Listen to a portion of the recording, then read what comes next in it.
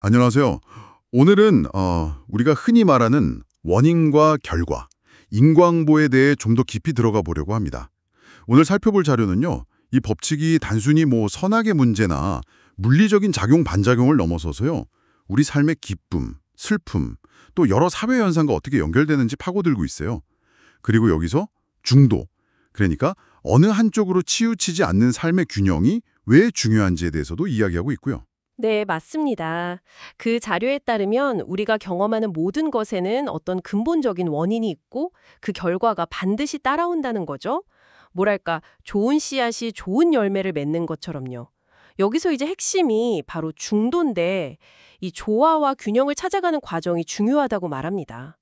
이 자료를 통해서 청취자분들 삶에 적용할 만한 어떤 통찰을 함께 발견해 보는 게 오늘 저희 목표입니다. 네, 이 중도라는 개념 좀 더 자세히 들여다볼까요? 자료적으로 인상 깊었던 게 자연 그 자체가 중도의 아주 완벽한 예시라는 설명이었어요. 태양 에너지라든지 사계절 변화, 물의 순환 이런 것들이요. 그렇죠. 예를 들어 태양 에너지가 너무 강하거나 아니면 너무 약하면 생명체가 살 수 없잖아요. 지구의 어떤 기울기나 태양 각도가 만들어내는 그 절묘한 균형. 그게 이제 사계절을 만들고 생존 환경을 유지시켜 주는 거죠. 자연은 정말 극단으로 치우치지 않고 끊임없이 스스로 조화를 이루면서 순환하고 또 정화하는 모습을 보여주죠. 아, 화학 반응 이야기도 나오더라고요. 이건 좀 의외였는데 전혀 다른 성질의 것들이 만나서 새로운 조화를 이룬다는 거죠. 예를 들면 폭발하기 쉬운 수소랑 산소가 만나서 오히려 안정적인 물이 되고 심지어 불을 끄는 역할까지 하게 되는 것처럼요. 위험한 물질인데 이게 딱 중화가 되면 우리한테 꼭 필요한 소금이 만들어지거든요.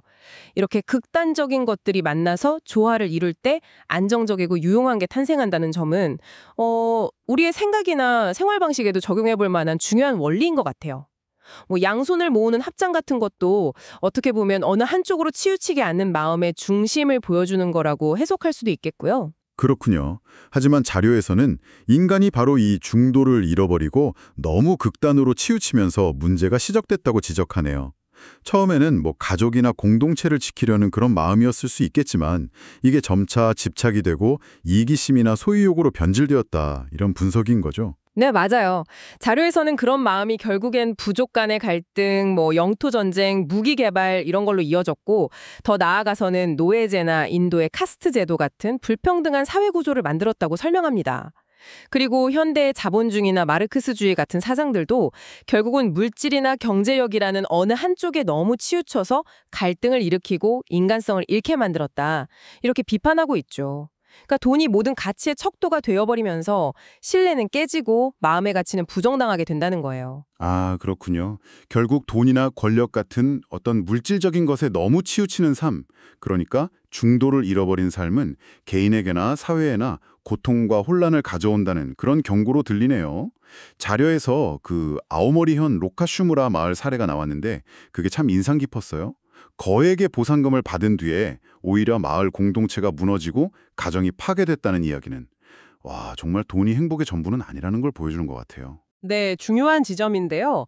그럼에도 불구하고 인간의 마음속에는 본래 조화와 자유를 추구하는 선한 자아가 있다는 거예요.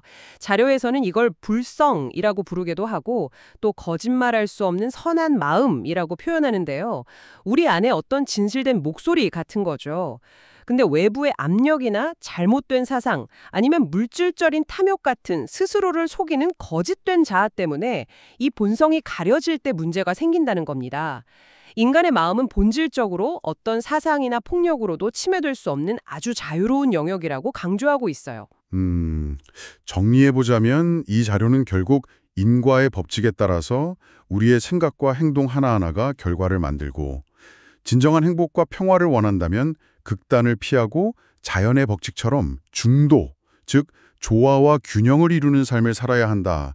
이렇게 말하는 거군요. 그렇습니다. 그리고 그 조화는 어떤 외부의 특정 종교나 사상에 그냥 맹목적으로 기대는 그런 타력본원적인 태도가 아니고요. 우리 내면에 있는 그 거짓됨 없는 선한 마음의 소리에 귀를 기울이고 끊임없이 스스로를 돌아보면서 찾아가야 하는 길이라고 강조합니다. 결국 자기 마음을 구원하는 건 자기 자신이라는 그런 메시지죠. 네. 결국 우리의 마음을 덮고 있는 어떤 스모그 같은 걸 걷어내고 내면의 조화를 회복할 때 진짜 자유와 지혜에 다가설 수 있다. 뭐 이런 이야기로 들리네요. 진흙 속에서도 연꽃이 피어나듯이요. 네. 그래서 마지막으로 한번 이런 질문을 던져보고 싶습니다. 여러분의 삶에서 혹시 중도를 잃고 어느 한쪽으로 너무 치우쳐 있다고 느끼는 영역은 어디인가요? 그리고 만약 그렇다면 그 불균형을 바로잡고 조화를 되찾기 위해서 바로 오늘 한번 시도해 볼 수 있는 작은 실천은 무엇일지 생각해 보시면 어떨까 합니다. 이 질문과 함께 오늘 나눈 이야기들을 한번 곱씹어 보시면 좋겠습니다.